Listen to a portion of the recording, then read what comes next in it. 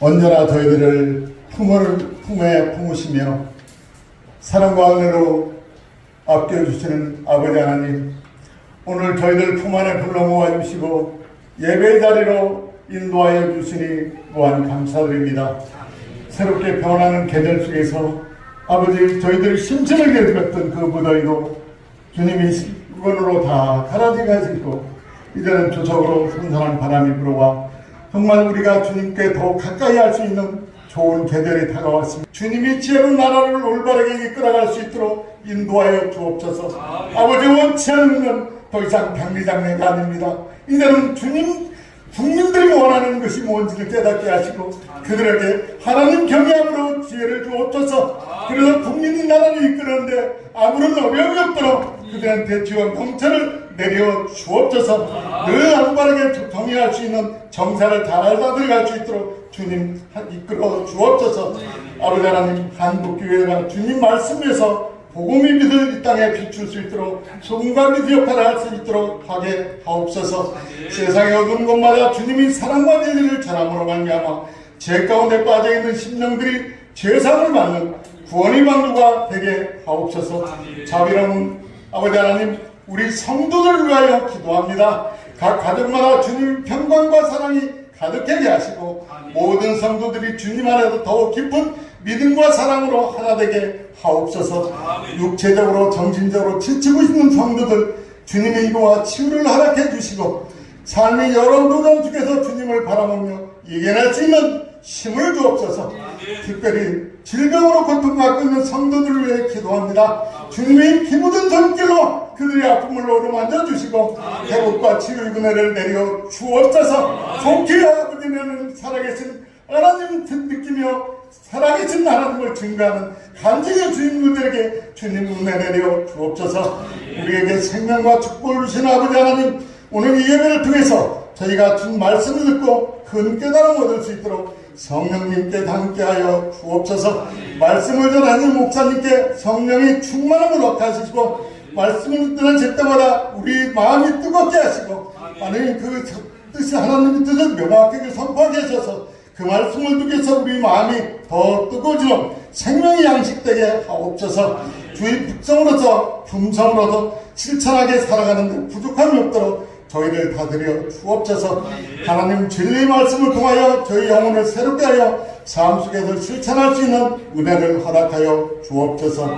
예배를 통해서 묵묵히 봉사하는 성도들 축복하시고 그들의 헌신과 수고가 하늘에 쌓이는 영원한 상급되게 하옵소서. 찬양대의 찬양이 주님께 상달되게 하시고 마음과 뜻과 정성으로 준비한 찬양이 주님께 영광만 나타나게 하옵소서.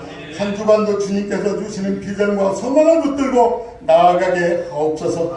모든 것을 주님께 맡기며 우리 영원한 생명의 구주가 되시는 예수님 이름 받들고 간절히 기도 올리옵나이다. 디모데전서 4장 11절부터 16절까지 말씀입니다. 디모데전서 4장 11절부터 16절까지 말씀을 우리 한 절 한 절 교독하겠습니다. 너는 이것들을 명하고 가르치라.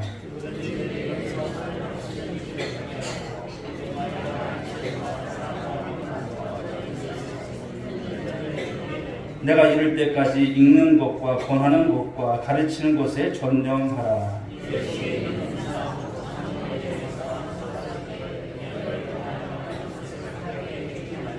이 모든 일에 전심전력하여 너의 성숙함을 모든 사람에게 나타나게 하라.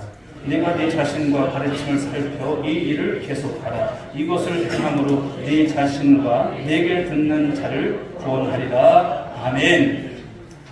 자, 이 시간 우리 오늘이 찬양대 찬양 하나님 앞에 올려드리겠습니다.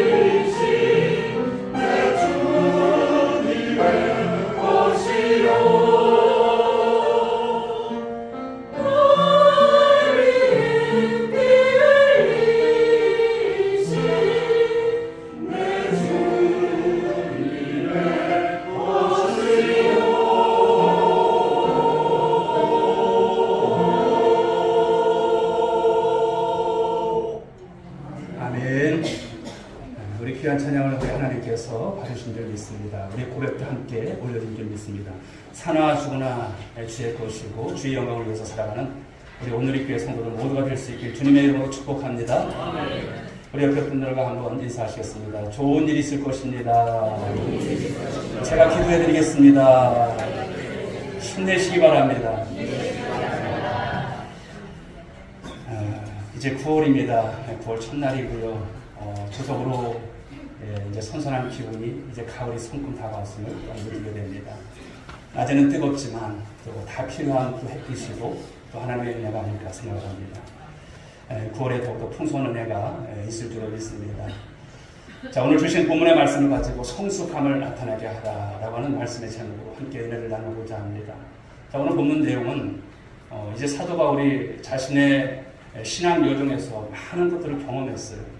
그것을 영적으로 낳은 아들과 같은 바로 디모데에게 전수하는 그런 내용이 있죠. 우리의 신앙이 어떤 단계를 거치고 또 성숙과 변화로 나아갈 것인가, 특별히 이제 9월을 맞이하면서 이런 부분에 대해서 좀 생각을 해보고자 합니다. 지난 우리 시간 동안 얼마나 무더웠습니까? 열대야가 거의 한 달간 거의 지속되었고 또 그런 가운데서 참 우리가 힘겨운 그런 시간들을 보내왔어요. 그러나 또 이겨내셨고 여기까지 오게 하신 하나님이신 줄 믿습니다. 자, 오늘 그래서 이 시간 속에서 굉장히 또한 우리가 필요한 주제고 이 말씀의 내용을 가지고 함께 나누고자 합니다. 디모데전서 4장 15절 말씀을 보며 다시 한번 보시게 되면 이 모든 일에 전신전력하여 성숙함을 모든 사람에게 나타나게 하라. 오늘 사도 바울이 오늘 디모데에게 이런 말씀을 전하고 있어요. 그런데 여기서 우리가 유독 눈에 들어오는 단어가 어떤 걸까요? 성숙이라고 하는 것입니다. 성숙함을 나타내라고 하는 것을 말씀하고 있어요. 그런데 이 성숙은 어떤 의미일까요? 영적인 성숙을 의미하는 거예요. 영적인 성숙. 저와 여러분들 신앙생활을 합니다만 세월 갈수록 오늘 내가 영적으로 성숙해 있는가 이것을 확인해야 할 줄 믿습니다. 내가 성숙해 가고 있는가 이것을 점검하시는 것이 필요하다고 하는 것이죠. 여러분, 신앙이라고 하는 것은 앞으로 가든지 뒤로 밀리든지 둘 중에 하나예요. 오늘 여러분들은 어떻습니까? 앞으로 나가고 있는가? 아니면 혹시 나는 지금 뒤처지고 있는 모습은 아닌가? 이것을 통해서 여러분들을 뭐 어떤 일에 있어서 어떤 신앙의 모습 속에서 여러분들 나오라는 것이 아니에요. 그러나 이 말씀을 어떻게 받아야 됩니까? 하나님 앞에서 받는 시간이에요. 내 신앙은 어떠한가? 나가고 있는가? 뒤로 밀리는가? 혹시 정체되어 있는 분들은 그것은 나가는 것이 아니에요. 뒤로 물려지고 있는 모습인 것이죠. 오늘 바울은 디모데에게 네가 영적으로 자라가는 것을 오늘 다른 사람들이 볼 수 있게 드러내라고 하고 있어요. 나타내라고 하고 있어요. 여러분, 성숙이라고 하는 것은 무엇일까요? 성숙이라고 하는 것은 드러나는 것입니다. 그것이 나타나는 거예요. 바로 이런 모습인 것이죠. 지금 바울은 디모데에게 전신전력을 요구하고 있습니다. 대충대충 목회하지 마라. 대충대충 사지 마라. 이렇게 말하고 있는 거예요.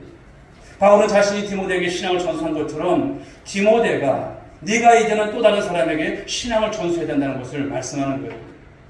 그 성숙함을 통해서 다른 사람들에게 그 너의 성숙이 전수되어야 한다는 것을 말하는 것이죠. 그래서 어느 단계에 머물러 있지 말라는 거예요. 여기가 좋사오니 이대로만 좋사오니 이게 아닌 거예요. 오늘 보면 앞전에 보게 되면 4장 7절의 말씀인데 한번 읽어볼까요? 읽어보겠습니다. 시작. 망령되고 허탄한 신화를 버리고 경건에 이르도록 네 자신을 연단하라. 여기 중요한 단어가 연단이라고 하는 단어가 나와요. 자, 이어서 8절 말씀도 읽어보겠습니다. 육체의 연단은 약간의 유익이 있으나 경건은 범사에 유익하니 금생과 내생의 약속이 있느니라. 육체의 연단과 비교하는 말씀이죠. 여러분, 연단이라고 하는 것은요, 한순간에 만들어지지 않아요. 오랜 훈련을 통해서 조금씩 그것이 축적이 돼요. 그러면서 어느 순간 그 힘을 발휘하게 되게 된다는 것이죠. 그런데 육체의 연단은 어떤 것이다 말씀합니까? 약간의 유익이 있다는 거예요. 약간이라고 하는 것은 잠깐이라고 하는 것이죠. 그러니까 육체의 연단이라고 하는 것은 그것으로 오는 유익은 잠깐인 거예요. 그러나 경건을 위한 연단은 어떨까요? 범사에 유익이 되고 그리고 금생과 내생에 약속이 있다. 이 말씀을 오늘 주고 있습니다. 지난 우리 파리 올림픽에서도 봤지만 여러분 역도 선수들 여러분들 보셨습니까? 어떨까요? 아니 저걸 어떻게 되나? 그 작은 체구에서 우리나라 또 여자 선수가 은메달 땄는데 야 저걸 어떻게 되나? 그 인상과 용상을 하는 것을 보십시오. 그런데 그 선수가 처음부터 그렇게 잘했을까요? 그 무거운 무게를 들었을까요? 아닐 것입니다. 얼마나 많은 혹독한 훈련을 거쳤을까? 그 힘든 시간을 보내면서 이제 그 시간에 어떤 단계가 이르렀을 때 그 어마어마한 우리가 볼 때는 할 수 없는 것이지만 그 무게를 들고 버텨내는 것을 보십시오. 그 역기를 들었을 때 그 정지 동작이 있어야 되는 것입니다. 거기서 비틀거리면 거기서 여러분 점수가 나지 않는 것이죠. 성도 여러분, 마찬가지인 점이 있습니다. 우리가 주님 안에서 여러 가지 삶의 연단이 있지만 저와 여러분들이 성숙해 나가는 귀한 성도들이 될 수 있길 주로 축복합니다. 영적으로 성숙하시라는 거예요. 여러분, 성숙이 없다면 무엇일까요? 영혼의 빈사 상태에 우리는 빠지게 된다는 것을 말씀한 것이죠. 여러분, 골다공증이라는 것이 있잖아요. 갱년기 지나서 또 남성들도 그렇지만 우리 뼈의 골밀도가 점점 이제 없어지는 그런 병이 있죠. 그래서 넘어지게 되면 골다공증 있는 분들이 넘어지게 되면 뼈가 부스러져 버려요. 그래서 먼저 눕게 되는 것이죠. 영적으로도 보게 되면 여러분 골다공증이 있을까요? 있습니다. 계속 노력하지 않으면 우리가 여러분 이런 골다공증, 영적인 골다공증에 빠질 수 있다는 것을 말씀하는 것이죠. 그 영혼이 텅텅 비어가는 모습인 것이죠. 물론 여러분 육체라고 하는 것은 세월가면 어쩔 수 없습니다. 아무리 건강식을 먹고 운동을 해도 육체적인 그 약함에 우리는 빠지는 것을 볼 수가 있어요. 그래서 바울은 오늘 고린도후서 4장 16절에서 이렇게 말을 하죠. 읽어봅니다. 그러므로 우리가 낙심하지 아니하니 우리의 겉사람은 낡아지나 우리의 속사람은 날로 새로워지어다. 겉사람이 낡아진다는 거예요. 그런데 많은 사람들은 이 새하얘지는 육체를 위해서만 여러분 투자를 합니다. 올바를까요? 몸에 집착하는 동안에 실망할 수밖에 없는 단계를 만난다는 것이죠. 그러나 속사람은 어떨까요? 날로 새로워진다 이렇게 말하고 있어요. 사랑하는 여러분, 우리는 영혼의 변화를 위해서 노력해야 할 줄 믿습니다. 노력하셔야 돼요. 여러분의 영혼이 잘 되기 위해서 노력하시라는 거예요. 영혼의 변화와 영혼의 성숙이 일어나게 되면 우린 여러분 세상에 영향을 받지 않아요. 세상의 무게에도 견뎌낼 수 있을 만한 영혼의 강인함을 우리 주님께서 주신다는 거예요. 근육이 단단해지는 것보다 무엇이 중요할까요? 여러분의 영혼의 근육이 바로 단단해지는 것, 강건해지는 축복이 있어야 할 줄 믿습니다. 우리 스포츠 경기를 보게 되면 전반전에 강하다가 후반전에 급격히 힘을 잃고 지는 그런 여러분 경기들을 볼 수가 있어요. 그런 사람들을 볼 수가 있어요. 한마디로 무엇입니까? 뒷심이 없는 거예요. 맷집이 없는 거예요. 그러나 어떤 사람은 전반전에 조금 헤맸는데 후반전에 갈수록 더 잘하는 사람이 있어요. 사랑하는 여러분, 누가 잘하는 것일까요? 전반전에 조금 헤매더라도 후반전에 만회한 사람이 아닐까 생각을 합니다. 인생의 후반전에 더 의미 있는 삶을 사는 것이 훨씬 더 여러분 좋다라고 하는 것을 말씀드립니다. 성경을 보시게 되면 바로 여호수아와 갈렙, 이런 사람이 그런 모습이 아닐까. 갈렙은 여러분 80이 돼서도 이 산지를 내게 주소서, 이 여러분 고백을 하지 않습니까? 이런 여러분 이런 어떤 소망 있는 모습을 보이지 않습니까? 그러니까 여러분들이 80이 되신 분들 이상은 이 산지를 주옵소서 소원하실 줄 믿습니다. 갈렙과 같이 후반전에 더 강한 모습으로 하나님의 쓰임받는 삶이 되는 것, 얼마나 여러분 복된 모습입니까? 연단이라고 하는 것은 헬라어로 진나조인데요. 어떤 뜻이냐면 운동선수가 경기에 나가기 전에 몸을 준비하는 거예요. 그것을 연마하는 거예요. 혹독한 여러분 시간이 있는 것이죠. 국가대표로 여러분 어떤 대회 나가는 선수들 보십시오. 얼마나 여러분 피땀을 흘립니까? 얼마나 많은 훈련을 합니까? 바로 이것이 무엇입니까? 연단이라고 하는 거예요. 9월을 우리가 이제 맞이하면서 하나님 올 상반기도 함께 하셨지만 하반기 특별히 9월부터 이제 가을 문턱인데 하나님 이 계절 동안 하나님 이 시간을 통해서 하나님 앞에 쓰임받기를 원합니다. 여러분 적어도 그런 소원을 가질 수 있는 여러분 되시길 바랍니다. 그런데 그냥 되어지지 않습니다. 이 연단이라고 하는 것이 분명히 필요한 거예요. 신앙에 있어서도 이 연단이 필요합니다. 신앙의 초기부터 우리는 이 훈련을 잘 받아야 하는 것을 말씀하는 것이죠. 예배도 그렇고 기도도 그래요. 사랑하는 여러분, 훈련이 되어야 할 줄 믿습니다. 어느 날부터 여러분 기도가 잘 되는 것이 아니에요. 기도가 절로 터지는 것이 아니에요. 예배도 마찬가지예요. 예배를 생명처럼 여기는 것이 처음부터 되진 않지만 그러나 이 날은 주의 날이다. 할렐루야. 이 날은 주의 날이다. 여러분 그날을 여러분 범하지 마십시오. 이 날을 온전히 드려보십시오. 하나님께서 복 주시는 것이죠. 여러분 훈련이 왜 좋을까요? 훈련을 하게 되면요 습관이 바꿔져요. 습관이. 죄된 습관들을 바꿔놓는 작업을 하려면 우리는 훈련을 해야 하는 거예요. 우리가 얼마나 여러분 죄짓기 좋아하는 인생들입니까? 그런데 훈련을 하게 되면 우리 안에서 우리 하나님께서 원하시는 그 모습으로 우리가 변화를 입는 거예요. 제2의 천성이 되는 것이죠. 이제 바울은 계속해서 이 디모데의 바로 신앙 멘토의 역할을 하고 있습니다. 여러분 신앙이 성장하려고 하면 반드시 여러분 멘토가 필요합니다. 운동도 그렇습니다. 혼자서 하는 운동은 여러분 한계가 있더라고요. 저도 경험해 보니까 그런 것 같습니다. 그런데 누가 옆에서 트레이너가 있다든지 코치가 있든지 하면 훨씬 더 실력이 드는 것을 볼 수가 있는 것이죠.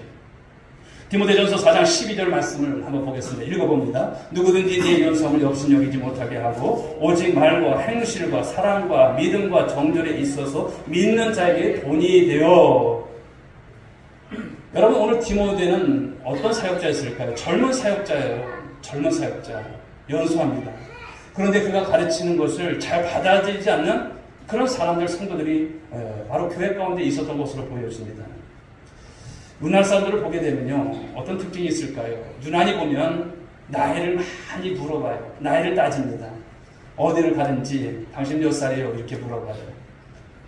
그리고 나이를 통해서 이제 뭐 어떤 것을 이제 비교하기도 하지만 나이라고 하는 것은 사람 여러분 그렇습니다. 살아온 삶의 경륜이고 또 존중을 받아야 하는 것은 마땅하죠. 그런데 나이가 어리게 되면 사람들이 종종 무시하는 그런 경향이 좀 있습니다. 그런데 문제는 여러분들에게 말씀드리고자 하는 것은 이런 인생의 나이를 물어보는 것이 아니라 영적인 나이가 있다는 것을 말씀을 드리고자 합니다. 영적인 나이. 그래서 교회에 오게 되면 바로 새로운 질서가 있어요. 나이가 몇인가 하는 것보다 관심을 가져야 하는 것은 무엇일까요? 바로 우리의 영적 성숙도인 줄 믿습니다. 사실 여러분 육의 세계에서는 하나님의 나라를 전혀 이해할 수가 없죠. 사실 영의 눈을 뜨지 못하게 되면 육의 나이라고 하는 것은 아무런 의미가 없습니다.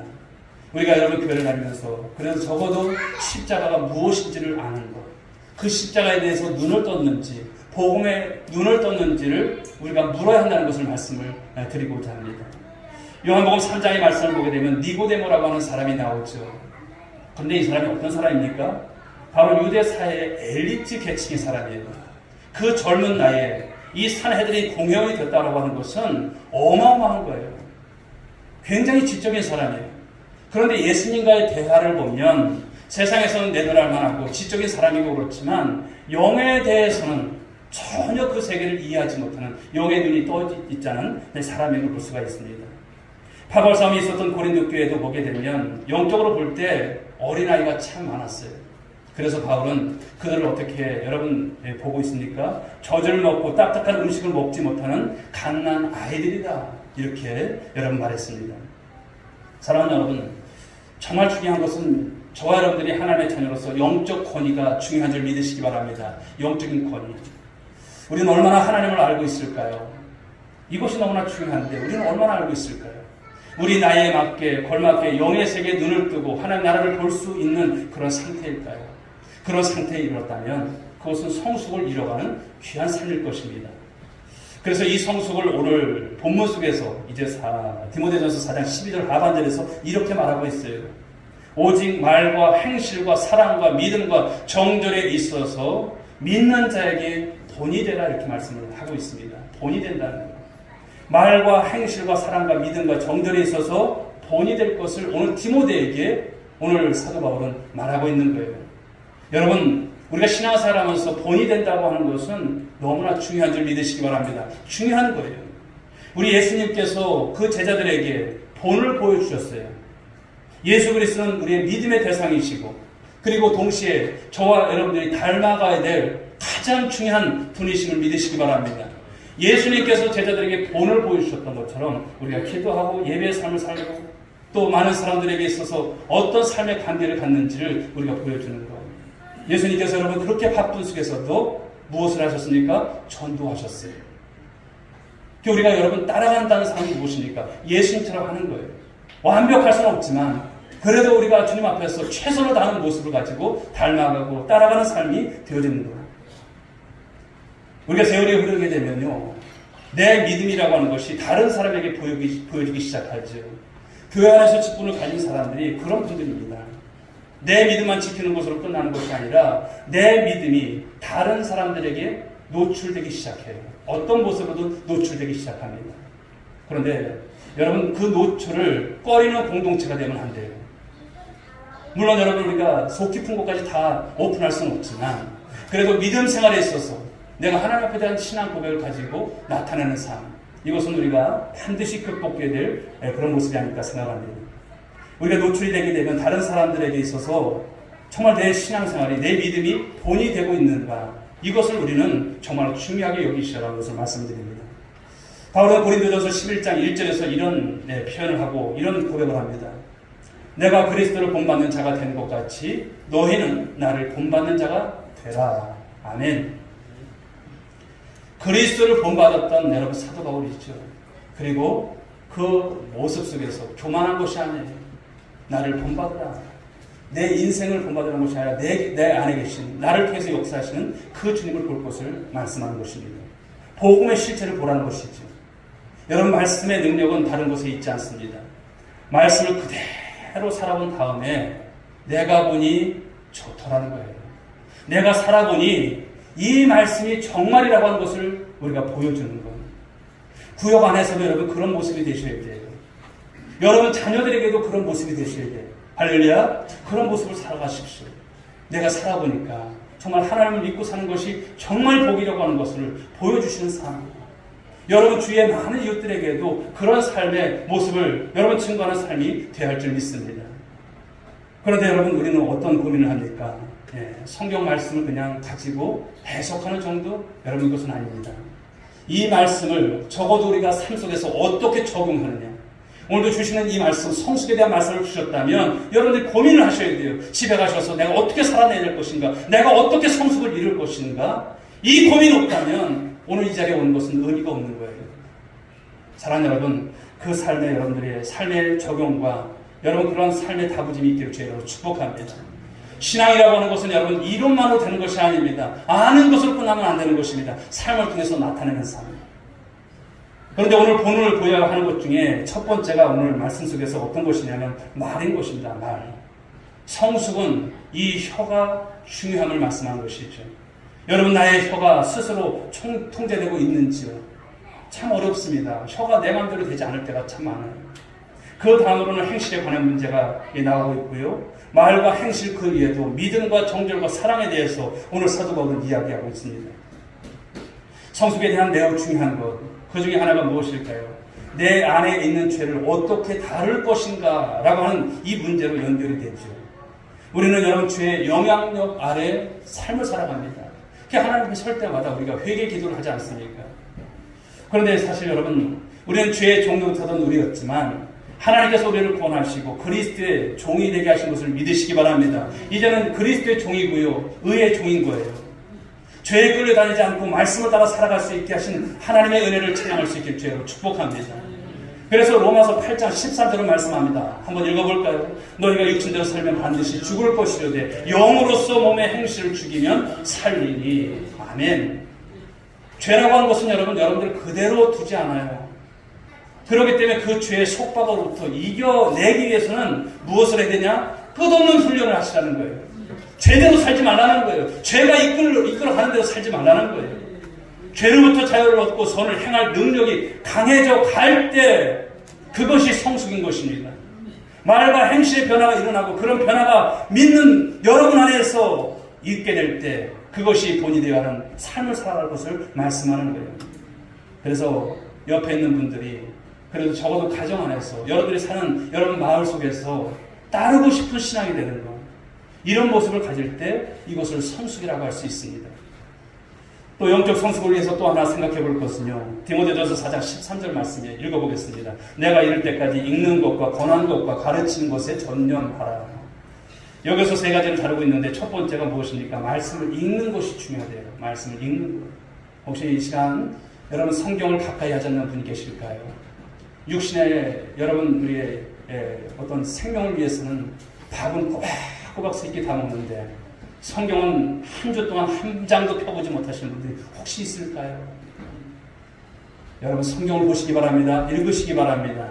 여러분 이 성경이 어떤 말씀입니까? 성령으로 영감된 하나님의 말씀인 줄 믿습니다. 그러므로 성경을 우리가 읽는 가운데 성령께서 역사하시면 회심이 일어나요. 성경을 읽을 때 말씀이 여러분 우리 그 가운데 활자체로 보이는 것이 아니라 살아계신 하나님의 육성으로 여러분 들려지는 은혜가 있게 되는 것을 말씀하는 거예요. 이런 역사가 있습니다.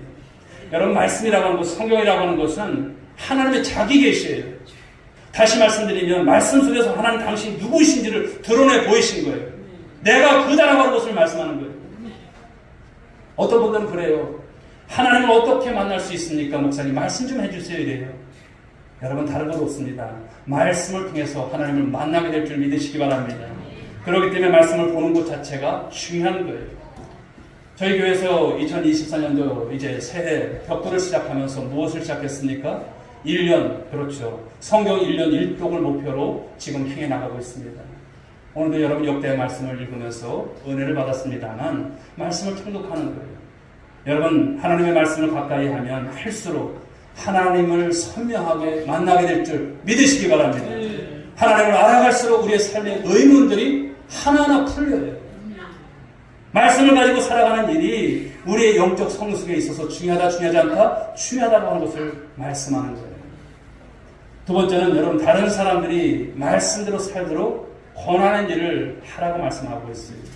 말씀을 읽고 은혜를 받을 뿐만 아니라 그 말씀을 다른 사람들과 나누시라는 거예요. 이것이 신자들이 누리는 특권입니다. 내가 예수를 잘 따르면 나를 따르는 사람들이 생길까요? 안 생길까요? 생기는 거예요. 그때 나를 따르도록 하는 것이 아니라 그리스도를 따르도록 우리는 어떤 역할을 해야 된다? 가이드 역할을 하는 거예요. 여행 가보면 여러분 단체로 가게 되면 가이드가 있잖아요. 그런 가이드 역할을 하는 거예요. 신앙생활을 우리가 오래 하다 보면 여러분을 지켜보는 사람들이 있을까요? 없을까요? 있습니다. 우리는 그 사람들이 도움을 요청할 때 도움을 줄 수 있는 사람이 되야 됩니다. 서로 권면하는 일이 굉장히 중요한 거예요. 교회에서도 어떤 직분이 있습니까? 권사 직분이 있지 않습니까? 권사님들은 이 역할을 바로 통해서 권면을 잘 하시라는 거예요. 입방아 찍고 욕이나 하고 그런 권사가 아니라 말씀을 가지고 권면하는 일, 기도해드리는 일, 이런 일들을 감당하는 거예요. 일종의 멘토 역할이 있죠. 믿음의 성장을 나만 하는 것이 아니라 다른 사람이 잘할 수 있게끔 도와주는 일. 이것은 권사님도 그렇고 집사님도 그렇고 우리 모든 장로들도 마찬가지예요. 이 역할을 잘 감당해야 할 줄 믿습니다. 또 하나는 가르치는 일이죠. 교회의 핵심 사역 중 하나가 무엇일까요? 말씀을 가르치는 일입니다. 그런데 누가 가르치냐도 참 중요하고 어떻게 가르침을 받는가도 굉장히 중요한 것이죠. 그런 과정을 통해서 성도들은 영적으로 자라가는 것입니다. 교회는 여러분 무엇을 강조합니까? 이 가르치는 교육을 강조하고 있습니다. 왜 그렇습니까? 배울 때 성장이 이루어지는 거예요. 안 배우면 어떻습니까? 나는 나대로 신앙생활을 해.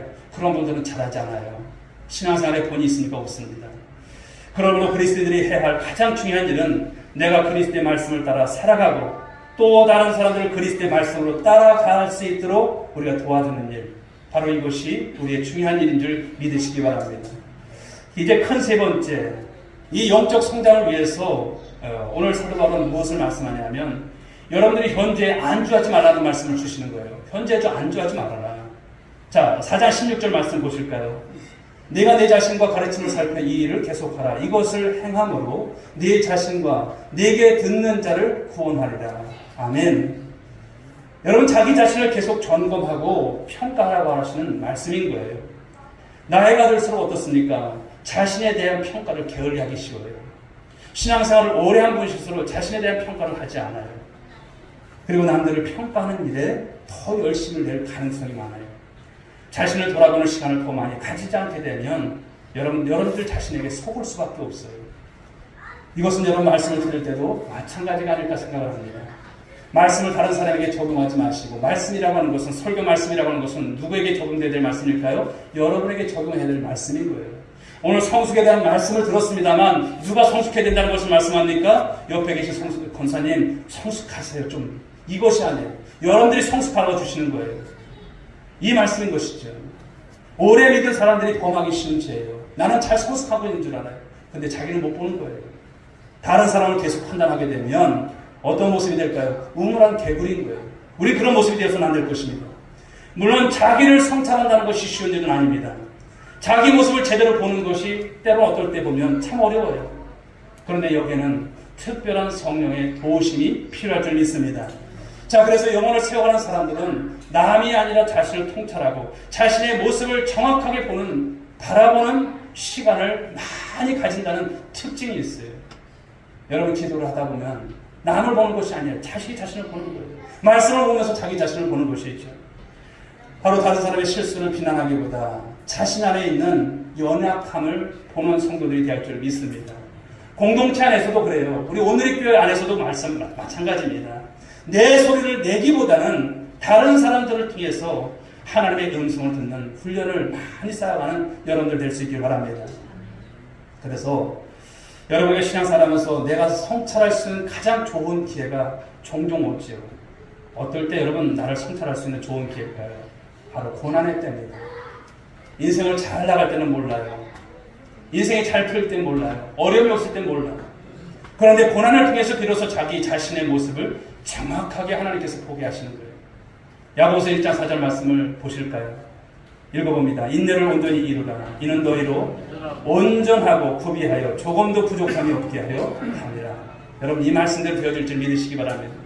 계속 성숙해가는 신자들의 특징 가운데 하나가 무엇입니까? 고난이 있다는 거예요. 욥을 보십시오. 욥이 순간과 같이 나오는 그 모든 과정 속에 무엇이 있었을까요? 고난이 있었습니다. 욥이 여러분 그냥 욥이 된 것이 아닙니다. 욥이 여러분 나중에 그 축복이 여러분 이렇게 그냥 이루어진 것이 아님을 말씀하는 것이 아닐까요? 타락한 세상 속에서 우리가 고난을 겪게 되면요, 우리 신앙생활 속에서, 우리 삶 속에서 불순물이 제거가 됩니다. 어떤 큰 중경을 앓고 있던 분이 바로 그 과정을 통해서 하나님 앞에 바로 서는 그 계기가 되는 거예요. 믿음이 영으로지는 그 여러분 단계 가운데 이루어지는 것이죠. 그래서 믿음의 순례라고 하는 것은 일평생 지속됩니다. 멈춰 있지 않고 계속 나가게 하는 그 힘, 그 에너지가 있게 하는 것이죠.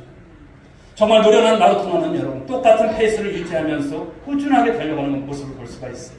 한때의 열심으로 끝나지 않아요. 감동받고 한두 번 하는 것은 누구나 할 수 있어요. 그러나 여러분, 굴곡이 많으면 어떨까요? 신앙생활에 굴곡이 많은 분들은 어떨까요? 위험한 거예요. 꾸준한 삶을 가진 것. 바로 챔피언은 여러분 기복이 없습니다. 비가 오나 눈이 오나 꾸준해요. 새벽 제사도 꾸준해요. 하나님 앞에 예배드리는 것 꾸준합니다. 변함이 없는 모습인 것이죠.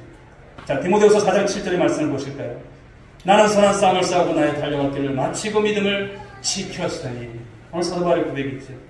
꼬린 지점까지 믿음을 가지고 끝까지 지킨다는 것이 얼마나 힘들어요.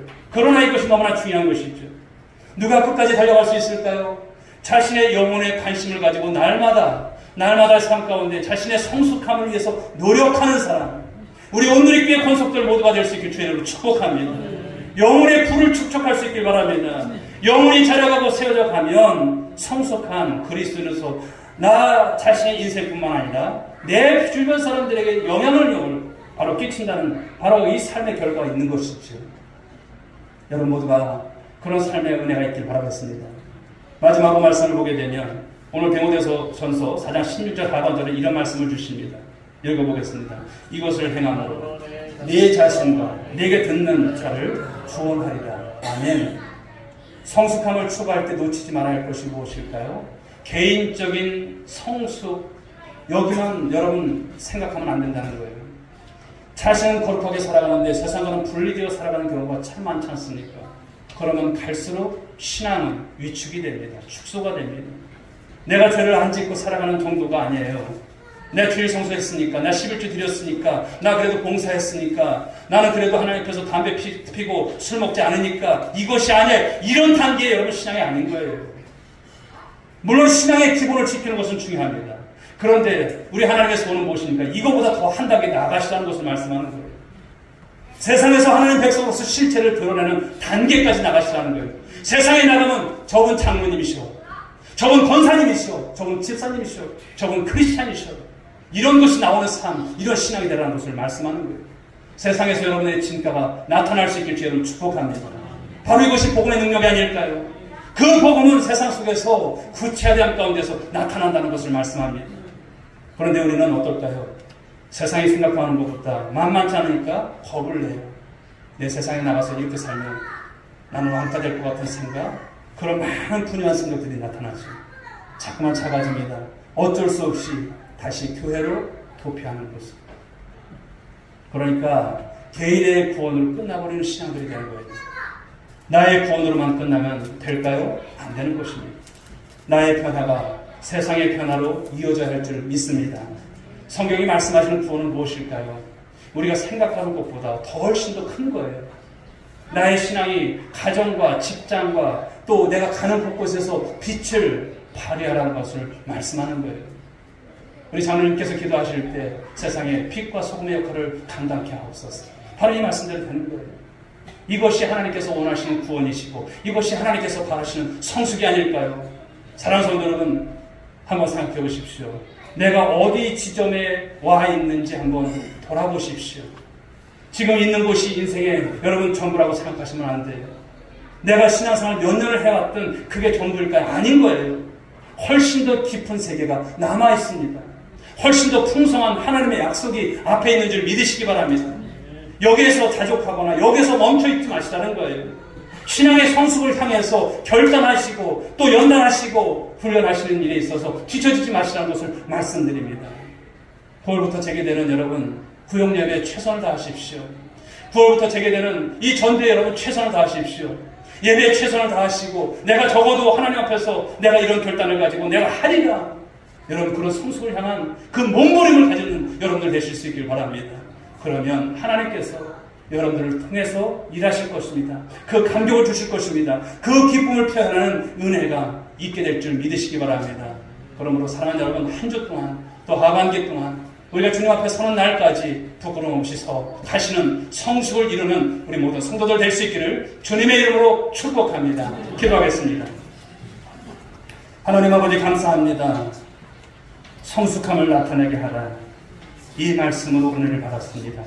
하나님, 이 말씀 그대로 액면 그대로 우리 아버지 실천에 옮길 수 있는 우리 사랑하는 오늘의 권속들 모두가 될 수만 있도록 축복하여 주옵소서. 믿사옵고 예수님의 이름으로 기도 올리옵나이다. 아멘. 우리 자리에서 다 함께 일어서시기 바랍니다.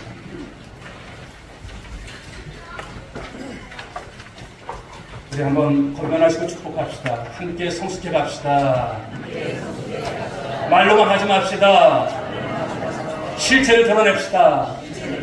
아멘. 세상으로 나가셔서 그 실체를 증거하시는 여러분들 될 수 있길 바라겠습니다. 수요 찬양 드리겠습니다.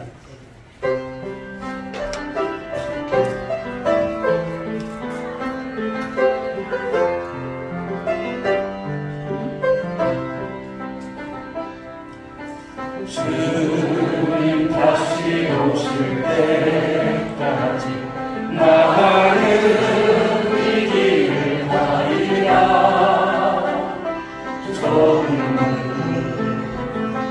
좁은 길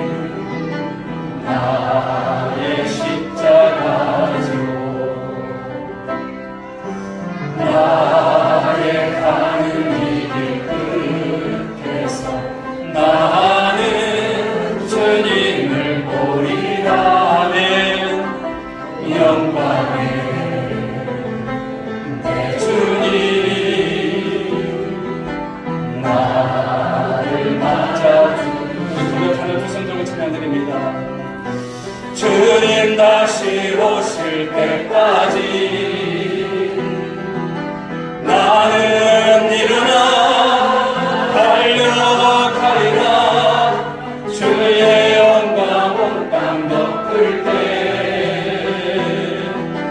나는 일어나 노래하리. 내 사모하는 주님